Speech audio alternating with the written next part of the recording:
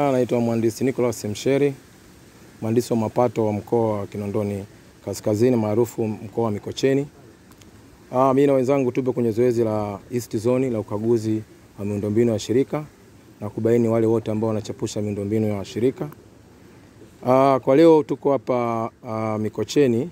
Kuna mteja ambaye sio mwaminifu, amekuwa anachepusha miundombinu ya umeme kwa kutumia umeme pasipo kulipia. Mteja huyu ana mita mbili zote za njia tatu, ni za 3 phase. Mita ya kwanza ni aina ya Conlog ya njia tatu, mita namba 041566999219 yenye jina la MIC Tanzania Limited. Hii mita ni amehamisha isivyo halali kutoka Kinondoni mtaa wa Poroto na kuileta hapa Mikocheni. Mita hii ina deni la shilingi milioni 1,463,662 na senti 12. Mita hii ni mbovu, lakini mteja anaitumia isivyo halali na ina bypass phase zote tatu. Anatumia umeme isivyo halali kwa kuchepusha njia zote tatu, kwa maana red, blue and yellow. Vile vile mteja ana mita nyingine ya pili, yenyewe ni ya njia tatu, aina ya ADMY, mita namba 431358218009. Yenyewe mita hii ilikuwa na deni la shilingi milioni 3,535,382 na senti 75. Katika mita hii aliweza kulipa deni la shilingi 800,000 na balance leo baki ni milioni 2,735,382 na senti 75.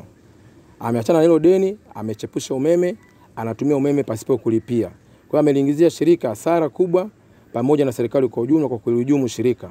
Naomba kutoa rai kwa Watanzania wote wanaotuibia umeme, waache tabia hiyo, kwani ni kinyume cha sheria.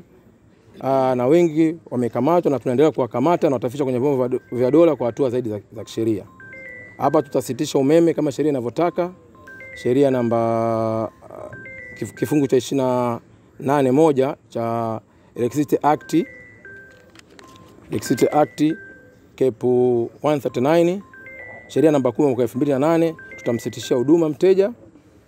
Tutampigia mahesabu yake ya kulipa kiasi chote cha umeme ambacho alikuwa ameibia shirika, amehujumu shirika, na atakapolipa ndio tutakapomrudishia umeme. Lakini vile vile jeshi la polisi liko hapa, litamchukua mtuhumiwa na kuhakikisha sheria inafuata mkondo wake.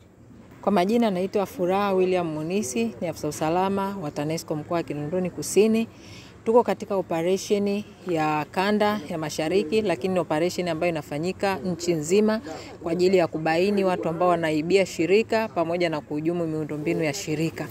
Tunawaasa Watanzania na kutoa rai kwamba wale ambao wanajihusisha na vitendo vya kuhujumu miundombinu ya shirika tutawafikia, kwa sababu ni lazima tuhakikishe kwamba shirika linajipatia mapato yake, lakini serikali pia inapata kodi kutokana na huduma tunazozitoa.